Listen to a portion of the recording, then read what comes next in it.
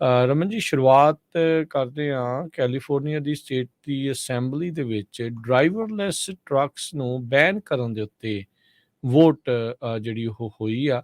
ਸੋ ਕੀ ਮਸਲਾ ਆ, ਕਿਹੜਾ ਇਹ ਬਿੱਲ ਹੈਗਾ ਜਿਸ ਦੇ ਤਹਿਤ ਆਟੋਨੋਮਸ ਬੇਸਿਕਲੀ ਡਰਾਈਵਰਲੈਸ ਟਰੱਕਸ ਦੇ ਉਲਟ ਆਪਾਂ ਇਹ ਦੇਖ ਰਹੇ ਹਾਂ ਬਿੱਲ? ਬਿਲਕੁਲ ਜੀ, AB 316 ਬਿੱਲ ਸੀਗਾ, ਇਹ ਲਿਆਂਦਾ ਗਿਆ ਸੀਗਾ ਕੈਲੀਫੋਰਨੀਆ ਦੀ ਅਸੈਂਬਲੀ ਦੇ ਵਿੱਚ, ਜਿਹੜਾ ਕਿ 54-3 ਵੋਟਸ ਇਹ ਜਿਹੜਾ ਆ ਫੇਲ ਹੋ ਗਿਆ, ਪਾਸ ਨਹੀਂ ਹੋਇਆ। ਸੋ ਇਹਦੇ ਵਿੱਚ ਜਿਹੜੇ 10,000 ਪਾਉਂਡ ਤੋਂ ਉੱਤੇ ਦੇ ਜਿਹੜੇ ਟਰੱਕਸ ਹੈਗੇ ਆ, ਉਹਨਾਂ ਦੇ ਲਈ ਇੱਕ ਚੀਜ਼ ਕੀਤੀ ਗਈ ਸੀ ਕਿ ਇੱਥੇ ਜਿਸ ਤਰ੍ਹਾਂ ਹੁਣ ਟੈਕਸਸ ਜਾਂ ਐਰੀਜ਼ੋਨਾ ਦੇ ਵਿੱਚ ਜਿਹੜੇ ਡਰਾਈਵਰਲੈਸ ਟਰੱਕ ਚੱਲ ਰਹੇ ਆ, ਸੋ ਉਹਨਾਂ ਨੂੰ ਇੱਥੇ ਵੀ ਚਲਾਉਣ ਦੀ ਇਜਾਜ਼ਤ ਮੰਗੀ ਗਈ ਸੀਗੀ। ਪਰ ਉਹ ਜਿਹੜੀ ਹੈਗੀ ਆ ਲਾਅ ਜਿਹੜਾ ਹੈਗਾ ਜਾਂ ਜਿਹੜਾ ਉਹ ਬਿੱਲ ਹੈਗਾ, ਉਹ 54-3 ਵੋਟ ਦੇ ਮਤਲਬ ਓਵਰਵੈਲਮਿੰਗਲੀ ਜਿਹੜਾ ਆ ਉਹ ਫੇਲ ਹੋ ਗਿਆ। ਸੋ ਇੱਥੇ ਜਿਹੜਾ ਕੈਲੀਫੋਰਨੀਆ ਦੇ ਵਿੱਚ ਉਹ ਮੰਗ ਕੀਤੀ ਗਈ ਹੈ ਕਿ ਜਿਹੜਾ ਟਰੱਕ ਕੋਈ ਵੀ ਜਿਹੜਾ ਹੋਊਗਾ, ਉਹ ਜਿਹੜਾ ਹੈਵੀ ਡਿਊਟੀ ਟਰੱਕ ਹੈਗਾ, ਜੇ ਉਹ ਡਰਾਈਵਰਲੈਸ ਟਰੱਕ ਦੇ ਤੌਰ 'ਤੇ ਕਰਨਾ ਹੈਗਾ, ਪਰ ਡੈਫੀਨੇਟਲੀ ਉਹਦੇ ਵਿੱਚ ਹਿਊਮਨ ਡਰਾਈਵਰ ਜਿਹੜਾ ਆ ਉਹ ਹੋਣਾ ਲਾਜ਼ਮੀ ਹੋਊਗਾ ਅਜੇ, ਬਿਕੋਜ਼ ਆਫ ਦਾ ਕਿ ਉਹਦੀ ਅੱਗੇ ਜਿਹੜੀ ਆ ਟੈਕਨੋਲੋਜੀ ਹੈਗੀ ਆ ਅਪਰੂਵਲ ਨਹੀਂ ਹੈਗੀ।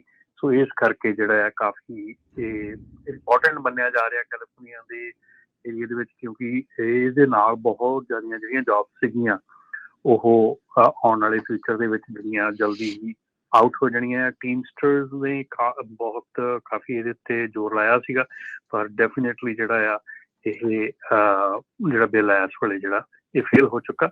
ਪਰ ਆਟੋਨਮਸ ਜਿਹੜੀ ਵਹੀਕਲ ਇੰਡਸਟਰੀ ਹੈਗੀ, ਉਹਨਾਂ ਨੇ ਗਵਰਨਰ ਕੋਲੋਂ ਸਪੋਰਟ ਮੰਗੀ ਹੈ ਕਿ ਗਵਰਨਰ ਨੂੰ ਇਹ ਕਿਹਾ ਹੈ ਕਿ ਤੁਸੀਂ ਇਹਦੇ ਉੱਤੇ ਜਿਹੜਾ ਆ ਇੱਥੇ ਧਿਆਨ ਦਿਓ ਜਾਂ ਇੱਥੇ ਸਾਨੂੰ ਮਤਲਬ ਸਪੋਰਟ ਕਰੋ, ਕਿਉਂਕਿ ਟੈਕਨੋਲੋਜੀ ਆਉਣ ਵਾਲੀ ਟੈਕਨੋਲੋਜੀ ਦੇ ਵਿੱਚ ਜਿਹੜਾ ਆ ਉਹਨਾਂ ਨੂੰ ਸਪੋਰਟ ਦੀ ਲੋੜ ਹੈ।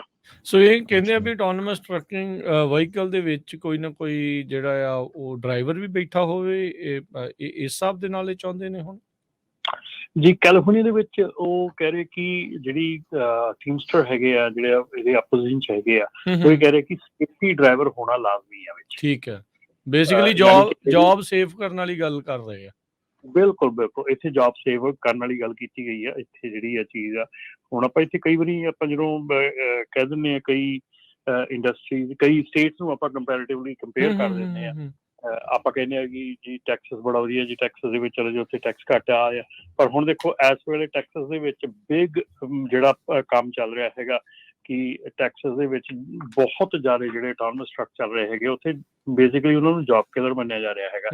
ਸੋ ਉਹ ਚੀਜ਼ਾਂ ਜਿਹੜੀਆਂ ਉਹ ਦੇਖਣ ਵਾਲੀਆਂ ਰਹਿਣਗੀਆਂ, ਕਿਉਂਕਿ ਇਹਨਾਂ ਚੀਜ਼ਾਂ ਨੂੰ ਹੀ ਦੇਖ ਕੇ ਜਿਹੜੇ ਨਾਰਥ ਟੈਕਸਸ ਰੋਡਸ ਹੈਗੇ ਆ ਉਹਨਾਂ ਉੱਤੇ ਇਹ ਚੀਜ਼ ਕਾਮਨ ਦੇਖੀ ਜਾ ਰਹੀ ਹੈ ਇਸ ਵੇਲੇ ਕਿ ਜਿਹੜੇ ਟਰੱਕਸ ਹੈਗੇ ਆ, ਸੈਮਸ ਕਲੱਬ, ਕਰੋਗਰ, ਇਹ ਸਾਰੀਆਂ ਡੈਸਟੀਨੇਸ਼ਨਾਂ 'ਤੇ ਜਿਹੜੇ ਡਿਲੀਵਰੀਆਂ ਕਰ ਰਹੇ ਆ ਟਰੱਕ ਇਸ ਵੇਲੇ, ਉਹ ਸਾਰੇ ਡਰਾਈਵਰਲੈਸ ਕੀਤੇ ਜਾ ਰਹੇ ਆ।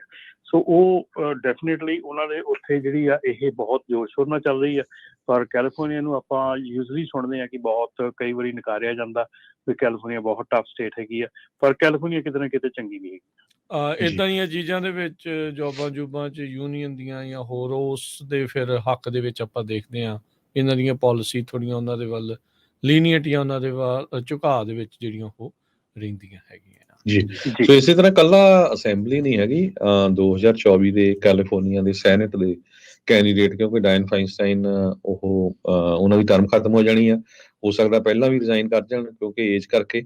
US ਦੇ ਰਿਪਰੈਜ਼ੈਂਟੇਟਿਵ ਕੇਟੀ ਪੋਰਟਰ, ਐਡਮ ਸ਼ਿਫ ਤੇ ਬਾਰਬਰਾ ਲੀ, ਇਹਨਾਂ ਨੇ ਇਹ ਕਿਹਾ ਵੀ ਅਸੀਂ ਇਸ ਬਿੱਲ ਦੀ ਸਪੋਰਟ ਕਰਦੇ ਹੈਗੇ ਆ ਕਿ ਆਟੋਨੋਮਸ ਟਰੱਕਿੰਗ ਨਹੀਂ ਹੋਣੀ ਚਾਹੀਦੀ ਹੈਗੀ। ਜੀ ਆਟੋਨੋਮਸ ਹੋਵੇ ਤਾਂ ਨਾਲ ਜਿਹੜਾ ਇੱਕ ਡਰਾਈਵਰ ਆ ਉਹ ਜ਼ਰੂਰ ਹੋਣਾ ਚਾਹੀਦਾ। ਆਈ ਡੋਂਟ ਥਿੰਕ ਵੀ ਉਹ ਇਹ ਕਹਿੰਦੇ ਹੋਣਗੇ ਵੀ ਆਟੋਨੋਮਸ ਟਰੱਕਿੰਗ ਨਾ ਆਵੇ, ਪਰ ਇਹ ਜ਼ਰੂਰ ਆ ਵੀ ਉਹ ਜੌਬ ਸੇਵ ਕਰਨ ਨੂੰ ਵੀ ਜਿਹੜੀ ਤਰਜੀਹ ਨਾਲ ਦੇ ਨਾਲ ਜਿਹੜੀ ਉਹ ਦੇ ਰਹੇ ਆ। ਸੈਨ ਫਰਾਂਸਿਸਕੋ ਦੀ ਮੇਅਰ ਲੰਡਨ ਬਰੀਡ ਨੇ ਵੀ ਇਸ ਦੇ ਵਿੱਚ ਸਪੋਰਟ ਜਿਹੜੀ ਉਹ ਦਿਖਾਈ ਹੈਗੀ ਆ।